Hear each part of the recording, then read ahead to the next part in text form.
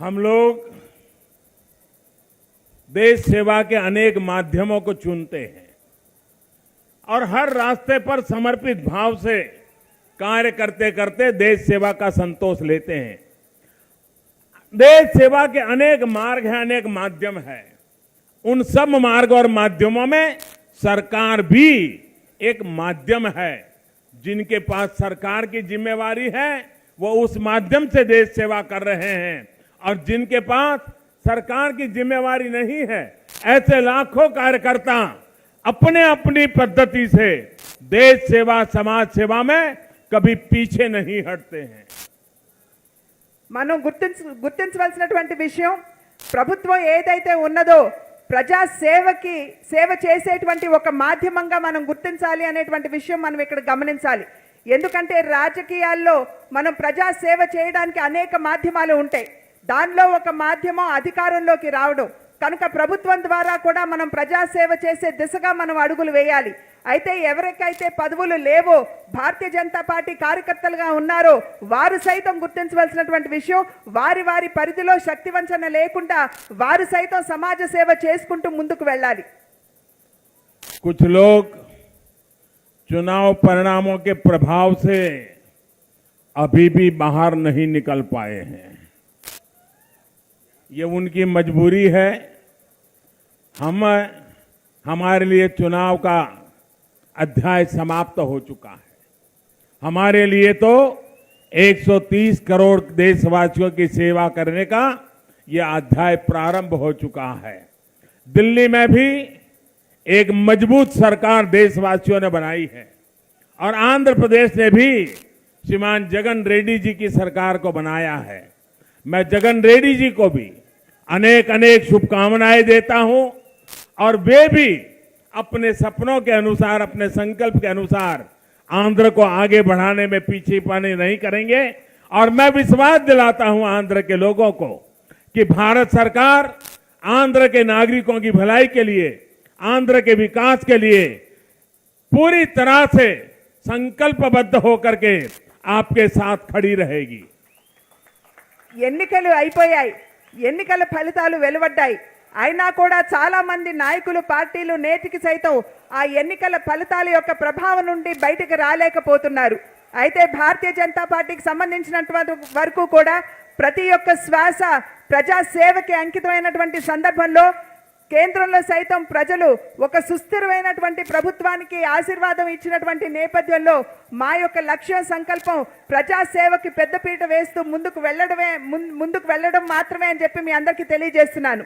ఆంధ్ర రాష్ట్రంలో సైతం జగన్మోహన్ రెడ్డి గారు ముఖ్యమంత్రిగా బాధ్యతలు చేపట్టారు. వారికి నా అభినందనలు తెలుపుతూ ప్రజా సంక్షేమ, ప్రజా హిత పాలనని ప్రజలకు అందివ్వాలి అని చెప్పి వారికి నేను తెలియజేస్తున్నాను. అదేవిధంగా ఆంధ్ర రాష్ట్ర అభివృద్ధికి భారతీయ జనతా పార్టీ ఎప్పుడూ కూడా కట్టుబడి ఉన్నటువంటి సందర్భంలో ఏ విధంగానైనా, ఏ రకంగా కావాలన్నా ఆ రకంగా ఆంధ్ర రాష్ట్రానికి సంపూర్ణ సహకారాన్ని అందించడానికి మేము సంసిద్ధంగా ఉన్నాం. आंध्र प्रदेश अनंत संभावनाओं का प्रदेश है। खेती से लेकर के विज्ञान तक, इनोवेशन से लेकर के स्टार्टअप तक अनेक क्षेत्रों में आंध्र एक नए आंध्र की दिशा में आगे बढ़ सकता है।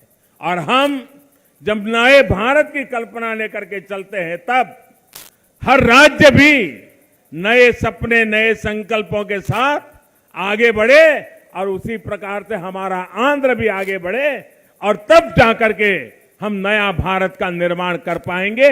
और इसलिए सबका साथ, सबका विकास, जिसमें राज्यों का भी साथ, जन सामान्य का भी साथ और राज्यों का भी विकास, जन सामान्य का भी विकास, इस संकल्प को हम चरितार्थ करने की दिशा में बढ़ रहे हैं।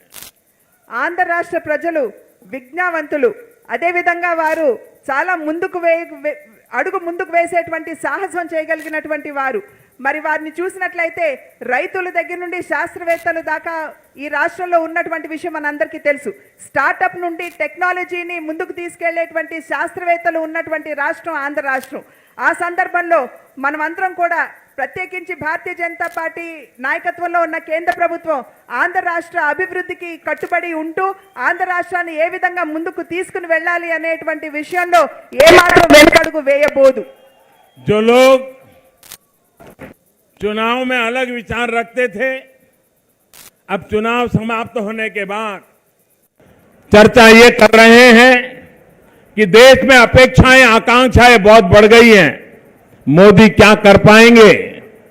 मैं मानता हूं कि देश के सामान्य मानवी में अपेक्षाएं बढ़े, आकांक्षाएं बढ़े, कुछ कर गुजरने की इच्छा हो, अवसरों की तलाश हो, वो देश की प्रगति के लिए एक उत्तम अवसर माना जाना चाहिए।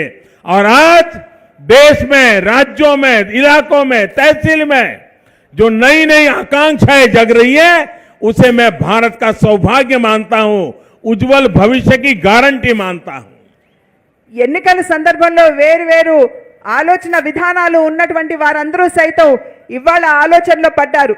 నిజంగా ఇంత పెద్ద ఆధిక్యంతో భారతీయ జనతా పార్టీ ఎన్నికలు గెలుచుకున్న తర్వాత నరేంద్ర మోడీ గారు ఏ రకమైనటువంటి పాలనని భారతదేశానికి అందిస్తారు అనేటువంటి ఒక అనుమానం, ఒక ఆందోళన అందరి మనసులో ఉన్నటువంటి మాట వాస్తవం. అయితే ఇవాళ నేను తెలియజేస్తున్నాను మీ ద్వారా, ఈ సభాముఖం ద్వారా, ఖచ్చితంగా ప్రజలు మెచ్చేటువంటి ఒక పాలనని భారతదేశానికి అందిస్తామని చెప్పి మీ అందరికీ కూడా తెలియజేస్తున్నాం.